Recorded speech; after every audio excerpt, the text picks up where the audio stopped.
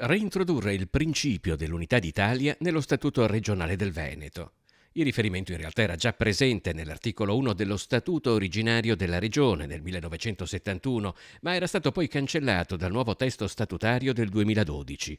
Ora il Partito Democratico Veneto ne chiede la reintroduzione attraverso una proposta di revisione presentata dalla consigliera Vanessa Camani, proprio per fissare un principio attorno al quale poter costruire nuove forme di autonomia regionale. Noi viviamo in una regione in cui sembra che la richiesta di autonomia sia contro lo Stato nazionale, sia contro le regioni del sud, sia contro un'autorità diversa da quella regionale. Noi invece pensiamo, e lo pensavano anche i padri costituenti quando hanno scritto l'articolo 5, e devo dire anche i padri costituenti di questa regione quando hanno scritto per la prima volta lo statuto, che l'autonomia regionale, cioè la capacità che noi potremmo avere di esercitare meglio funzioni e servizi a favore dei cittadini, possa essere esercitata appunto all'interno della cornice solida dell'unità nazionale. Lo Statuto originario del Veneto parlava in equal modo di unità nazionale e autonomia delle regioni. Secondo Ivo Rossi, già dirigente del Ministero per gli Affari Regionali, togliere il riferimento all'unità nazionale nel 2012 è stata una scelta sbagliata.